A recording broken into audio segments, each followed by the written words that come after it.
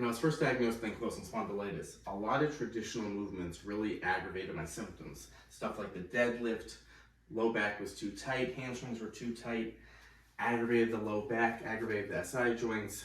Traditional movements like the overhead press really aggravated my shoulders. So I was having a really hard time putting together workouts. Traditional movements were not working for me, and I had to figure out, how do I just get started on this journey? How do I put together workouts? That's what I want to show you. What I did was, I thought about, how can I build my whole body up without aggravating the joints, without aggravating the SI joints? And I thought about, I need to really individualize this to me, and I need to focus on the whole body. How do I build each muscle in a safe way? This is what I came up with.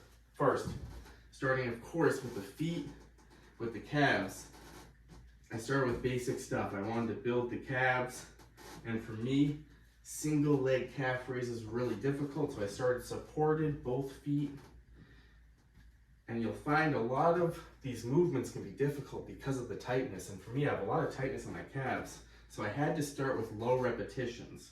6 to 8 repetitions.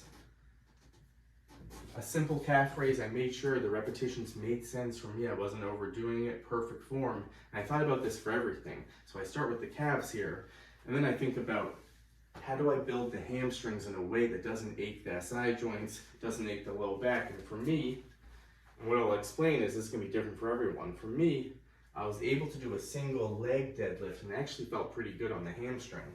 But again, that tightness really prohibited me from working into a deep stretch comfortably. So I started with a smaller range of motion, right into the back of the leg, both sides supported. My left side was always harder for me, so I worked an even smaller range of motion, just so I could get that hamstring without the low back.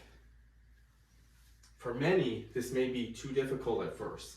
Any of these hinge motions, like the deadlift, the single leg deadlift, and this is something I did also. On days where it was too tight, I would isolate the hamstring.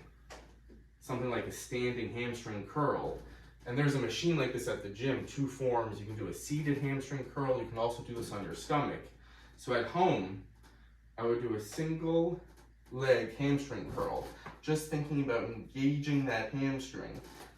And this is how I isolated muscles to prevent the joint pain, prevent the SI joint pain, but to really target. And again, another way here for the hamstring, you can do this at the gym, but at home I would do this curl on the ground.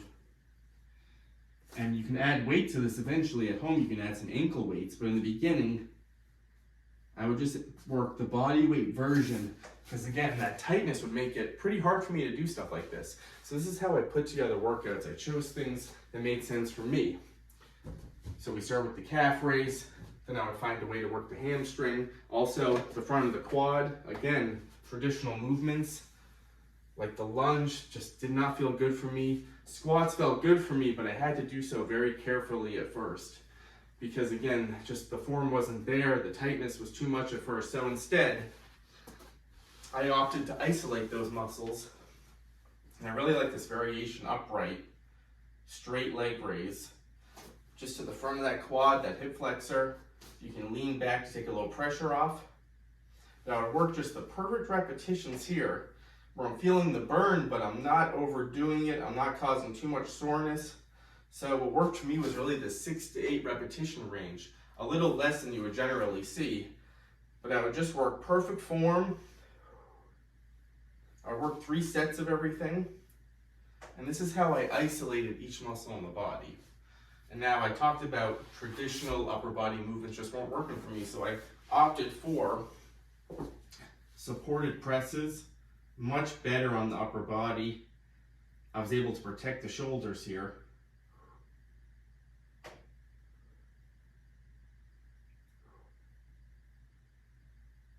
My elbows stopped the shoulders from rounding forward, so I worked all these variations on the ground first instead of the bench press, the overhead press. I started here with this floor support.